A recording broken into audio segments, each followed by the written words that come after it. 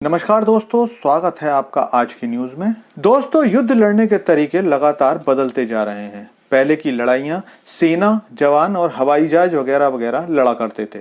फिर आर्थिक रूप से देश को कमजोर करने का चलन आया, जिसके बाद सेनाएं हमला करती थीं। फिर ड्रोन जैसे हथियार आए और अब आज की स्थिति में कमोडिटीज को हथियार के रूप में प्रयोग करने का समय आने वाला है और रूस ने इसकी शुरुआत कर भी दी है। तो क्या है इससे जुड़ा सारा मामला, आपको सब बताता हूं, लेकिन उससे पहले आपसे रिक्वेस्ट है कि चैनल को सब्सक्राइब कर लीजिए, क्योंकि यहां आपको डिफेंस, फाइनेंस और फॉरेन पॉलिसी पर वीडियोस रोज मिलती है।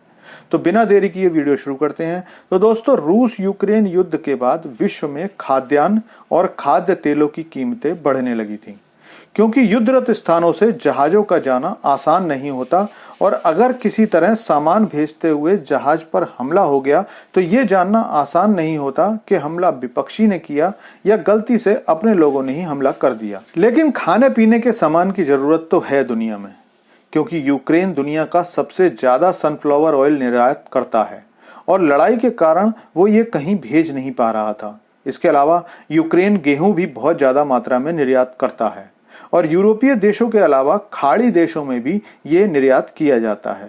अगर रूस की बात करें तो रूस भी दुनिया में सबसे ज्यादा गेहूं निर्यात करता है।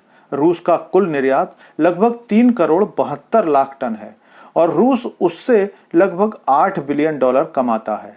अगर भारतीय मुद्रा में बताऊं तो ये रकम लगभग 70,000 करोड़ है और भारत की तीनों सेनाओं का बजट भी लगभग 70,000 करोड़ रुपए ही है।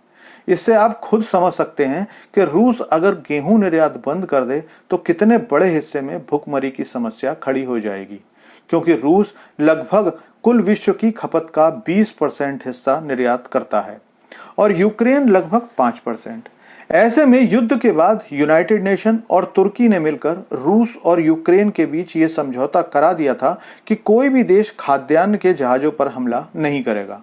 इसके बाद सब सही चलता रहा, लेकिन रूस का कहना था कि इस तरह से यूक्रेन तक हथियार पहुंचाए जा रहे हैं और पिछले सोमवार को रूस ने यह समझौता तोड़ दिया, जिसके बाद पूरी दुनिया में भुखमरी का डर फैल गया। इसके साथ ही साथ भारत ने भी चावल निर्यात पर पाबंदी लगा दी थी, क्योंकि भारत को भी इस बार चावल उत्पादन कम होने का डर है। लेकिन अब रूस ने जो किया है उससे पश्चिमी देशों की तो चीख निकल गई है और अफ्रीका के देश मानो खुशी से झूम उठे हैं।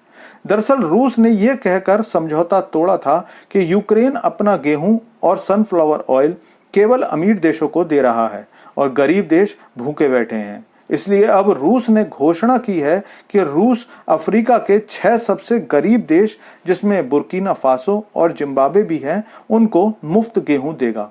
इसके अलावा लगभग 50,000 टन गेहूं आवंटित कर दिया है। इसके बाद भी रूस ने कहा कि अगर आगे भी किसी अफ्रीकी देश को गेहूं की कमी होगी तो रूस इसे भी पूरा करेगा। इस एक बयान से रूसी राष्ट्रपति पुतिन ने अफ्रीकन देशों में फैलने वाली भुखमरी को फैलने से बचा लिया। लेकिन पश्चिमी देश इस बयान से परेशान हो रहे हैं, क्योंकि ये तो सब जानते हैं कि विश्व कूटनीति में कुछ भी मुफ्त नहीं होता। ऐसे में पश्चिमी देशों को डर है कि जब भी यूनाइटेड नेशन में वो रूस के खिलाफ कोई प्रस्ताव लाएंगे, सारे अफ्रीकी देश रूस के पक्ष में वोट करेंगे, जिससे अमेरिका और यूरोप चाहकर भी रूस पर कठिन प्रतिबंध नहीं लगा पाएंगे, क्योंकि अफ्रीका में 50 से ज्यादा देश हैं और यूनाइटेड नेशन में उनका वोट बहुत कीमती होता है। लेकिन रूस ने अपनी चाल चल दी है और गेहूं को हथियार बनाकर पश्चिमी देशों को मात देने की तैयारी भी कर ली है। लेकिन दिक्कत यह है कि पश्चिमी देशों के पास फिलहाल इसकी कोई काट नहीं है, क्योंकि अगर अमेरिका ने इसे रोकने की कोशिश की तो अफ्रीका भी उसके खिलाफ हो जाएगा। तो फिलहाल रूस ने गेहूं के हथियार से भले पश्चिम पर वार किया हो, लेकिन अफ्रीका को भुखमरी से बचा लिया है।